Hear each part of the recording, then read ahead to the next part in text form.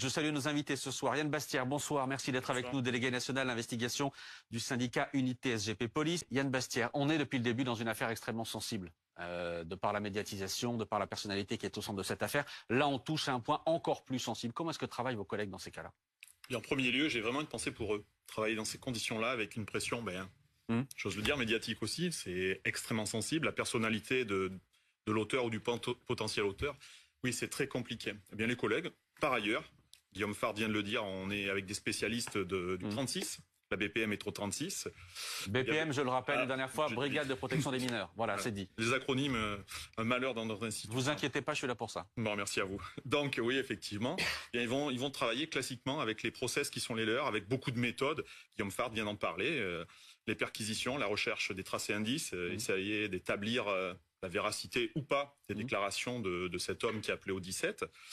Et puis d'établir avec les perquisitions s'il y a des traces et indices sur éventuellement des supports numériques, de voir si ce sont des allégations. On va voir la recherche d'indices, mais simplement, Guillaume le disait, le point de départ, c'est un appel au 17.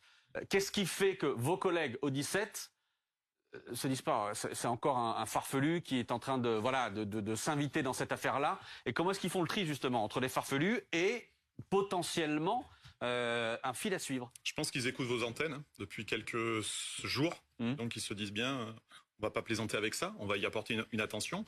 Et puis après, il y a une chaîne hiérarchique, on fait remonter l'information, et puis très rapidement, bien le procureur de la République est au courant de ces faits, et la machine passe en balle, la machine se met en place, et petit à petit, on saisit les services compétents, le procureur de la République donne ses premières instructions, et ça continue.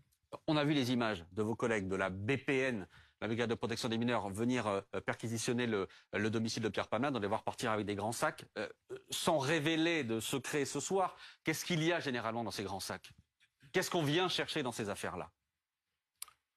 Tout ce qui peut éclairer l'affaire, dans un sens ou dans l'autre. Bien sûr, les supports numériques, les ordinateurs. On a vu les premières images hier soir au domicile parisien avec des ordinateurs de grande taille, mais ça peut être des plus petits, ça peut être une clé USB, ça peut être aussi, on parle de supports virtuels, mais là on n'a pas besoin de la perquisition physique pour le faire, mais en effet, tout ce qui peut être disque dur,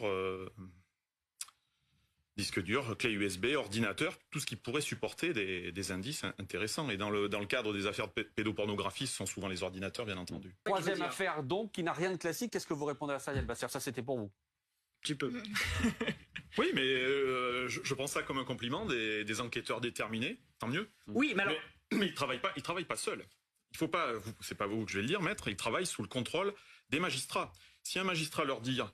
Vous allez faire les perquisitions, vous accélérez le mouvement par la sensibilité du dossier, par la personnalité de l'auteur, par les autres affaires qui sont en cours. Guillaume Fard le rappelait tout à l'heure.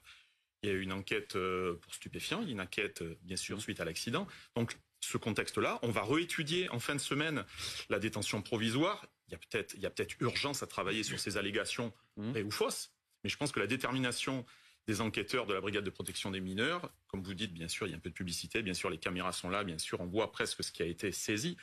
Ça, c'est un autre problème. Sur tous ces dossiers sensibles, Maxime Switek le disait, c'est pas la première fois, certainement pas la dernière. Et je pense que c'est, pour le moins, classique et assez normal. Là aussi, on le voit, Yann Bastière, ça va très très vite. Depuis 10 jours, avec le point de départ de l'accident de voiture, depuis vendredi, avec le placement de Pierre Palmade sous assignation à résidence, etc. Et ce soir encore, on voit que vos collègues travaillent vite, travaillent sous la pression, mais travaillent vite. Mais Guillaume Fard le disait tout à l'heure. Certaines personnes qui ont participé à ces soirées, qui ont commis potentiellement des faits qui sont répréhensibles, doivent se dire, les enquêteurs travaillent, les limiers du 36, je vais peut-être me signaler rapidement avant qu'il n'ait quoi que ce soit en leur possession. Et je pense que ce deuxième individu va peut-être en appeler un troisième, un quatrième, parce qu'il va y avoir des craintes de se dire j'ai commis et je vais vous en faire part. Donc que ça prévienne les services de police, ça ne me paraît pas très étonnant dans le cas du moment.